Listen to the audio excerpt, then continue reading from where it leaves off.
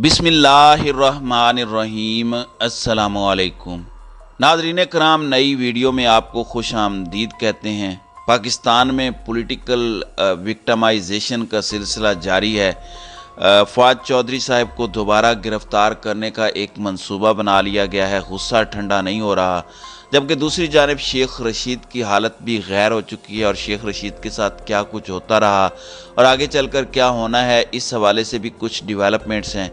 जबकि राना सनाउल्लाह ने पाकिस्तान के इदारों पर चढ़ाई की है और वो रेड लाइन जो हम पर इल्ज़ाम लगता था कि हम क्रॉस कर रहे हैं, आज पाकिस्तान के वफाकी वज़ीर दाखिला ने वो रेड लाइन क्रॉस कर दी है। जबकि दूसरी जानिब इमरान खान ने एक ऐसा पत्ता फेंका है कि ताकतवर भी बैठे सोच रहे होंगे कि कप्तान की सोच, कप्तान की सियासी सोच जो है वो किस लेवल पर पहुंच चुकी है कि पाकिस्तान की सियासत में जो ताकतवर हलके हैं, जो सबसे ज़्यादा अहम होते हैं, जहां पर उनकी सोच ख़त्म होती है, इमरान खान की सोच वहां से शुरू होती है। और इमरान खान ने ताकतवरों को चारों शाने चित कर दिया है और एक तीर से दो शिकार किस तरह किए हैं, ये बड़ी इंटरेस्टिंग डेवलपमेंट है। लेकिन सबसे पहले आपके सामने मैं कुछ अच्छी खबरें रख दूं। ज़ाहिरी बात है, तजर्बाकारों की तजर्बाकारी के मज़े पूरी कौम ले रही है और इस वक्त हम इंजॉय कर रहे हैं। तो इस वक्त IMF डील से मज़ीद चीज़ें महंगी होनी है और IMF के मुतालबात भी सामने आ चुकी हैं। सिगरेट, कोल्ड ड्रिंक्स, जहाज़ों की टिकट्स और दीगर तमाम चीज़ों पर IMF की जानिब से मुतालबात सामने आए हैं। तो आवाम तैयार हो जाए, डॉलर ऊपर जा रहा है और पेट्रोल भी 50 रुपये मज़ीद बढ़ना है और इसके बाद ये सारी चीज़ें होंगी। यहाँ तक कि आप जो ब्रेड है, किराना स्टोर तक पहुँचने वाली सारी आइटम्स हैं, दूध और अंडे की जो कीमत है ये भी बढ़ेगी और मज़ीद बढ़ेगी।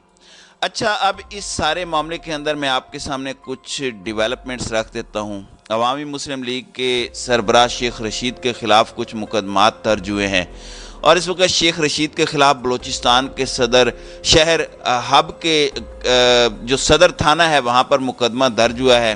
तौहीने बिलावल का ये मुकदमा है। शेख रशीद की जानिब से पाकिस्तान पीपल्स पार्टी के चेयरमैन बिलावल भुट्टो के ख़िलाफ़ नाजेबा ज़ुबान इस्तेमाल करने पर कारकुन ने FIR दर्ज करवाई है। दरख्वास्त गुजार अली असगर के जानिब से ये दरख्वास्त जमा करवाई गई है। FIR के मुताबिक शेख रशीद मुल्क में अमन व अमान को ख़राब करने और खून रेजी कराने की साजिश कर रहे हैं। मुकदमे में कहा गया है कि शेख रशीद के नाजेबा अल्फाज से पाकिस्तान पीपल्स पार्टी और अवाम में इश्तियाल फैल गया है। FIR के मुताबिक शेख रशीद के ख़िलाफ़ 506, 504, 500, 186 और 153 पे के तहत जो है ये मुकदमा दर्ज किया गया है। ज़ाहिर है मुल्क का कोई हाल नहीं है। खारजा महाज पर जो मुल्क चाहे हमें थप्पड़ मार कर चला जाता है उसकी खैर है, मगर तौहीने बिलावल नहीं होनी चाहिए। अब साबिका इस्टेब्लिशमेंट के ये उम्मीदवार भी थे वज़ीर आज़म के लिए, तो शेख रशीद ने ये बहुत बड़ा जुर्म जो है वो कर दिया है और ये वो जुल्म है की रीत है, ये कोई नया नहीं कर पा रहे। अब शेख रशीद का कहना है कि हुकूमत की इंतकामी कार्रवाइयों के दौरान उनकी मौत की सूरत में पाकिस्तान मुस्लिम लीग नून और पीपल्स पार्टी के 5 कायदीन के खिलाफ FIR दर्ज कराई जाए। शेख रशीद ने जुमे को थाना आबपारा में अपने वकला से मुलाकात के दौरान इल्ज़ाम लगाया कि नवाज शरीफ, शहबाज शरीफ, आसिफ जरदारी, बिलावल भुट्टो जरदारी और राना सनाउल्लाह उन्हें सियासी इंतकाम के ज़रिए मौत के घाट उतारने के ख्वाहां हैं। अब शेख रशीद की उम्र आप देख लें, 75 साल से ज़ायद की उम्र है। उन्हें कुर्सी से बांध कर रखा गया और पता नहीं क्या कुछ उनके साथ रात भर होता रहा। शरीफ आदमी है। अब यहाँ पर इस्लामाबाद मिनिस्टर इनक्लू में तहरीक इंसाफ के रहनुमा फ़वाद चौधरी के ज़ेर इस्तेमाल रिहाइश गाह को भी सील किया गया। इस हवाले से फ़वाद चौधरी की एहलिया का कहना है कि हम लाहौर में हैं, सिर्फ ये मालूम हुआ कि लाहौर को हमारे घर को सील किया गया है। फ़वाद चौधरी को अलाट शुदा घर हमने अप्रैल 2022 में ही छोड़ दिया था, हमें नहीं मालूम हमारे सामान का क्या हुआ। शहजाद वसीम की रिहाइशगाह हमारी रिहाइशगाह तस्वुर की गई। नालायक इंतज़ामिया को मालूम ही नहीं कि घर फ़वाद के नहीं वसीम शहजाद के नाम है। तो इनका गुस्सा ठंडा नहीं हो रहा कि इसका सॉफ्टवेयर अपडेट क्यों नहीं हुआ। दरहकीकत सॉफ्टवेयर अपडेट करने वालों का अपना सॉफ्टवेयर करप्ट हो चुका है, इसलिए उन्हें यह मसला दरपेश है। अब पाकिस्तान तहरीक इंसाफ के रहनुमा फवाद चौधरी की मेडिकल रिपोर्ट पुलिस को मौसूल हुई है। पुलिस के मुताबिक साबिक रुकन असम्बली फवाद चौधरी की मेडिकल रिपोर्ट में यह बात सामने आई है कि गिरफ्तारी के वक्त फवाद चौधरी नशे की हालत में थे। पुलिस ने फवाद चौधरी की मेडिकल रिपोर्ट आने के बाद मजीद कार्रवाई करते हुए एक और मुकदमा दर्ज किया है और इस सब के अंदर फवाद चौधरी की जमानत हुई थी इलेक्शन कमीशन वाले केस में, लेकिन अब बाज़ाब्ता तौर पर पुलिस ने नशा करने का मुकदमा जो है वो फवाद चौधरी पर दर्ज कर लिया है। तो एक्सपेक्टेड एक और गिरफ्तारी है दोबारा फवाद चौधरी की।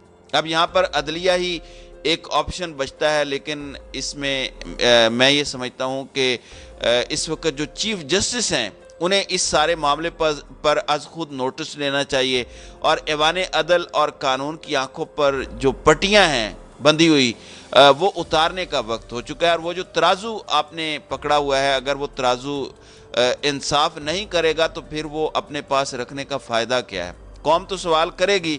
तो ये सारी चीज़ें इस वक्त इम्पोर्टेंट हो चुकी हैं। दूसरी जानिब आपको पता है कि इमरान रियाज ने जनरल बाजवा की तौहीन की थी तो उन्हें गिरफ्तार कर लिया था। जनरल बाजवा के बारे में पंजाबी का एक मुहावरा मुझे याद आता है कि अपना घर तो डायन भी छोड़ देती है।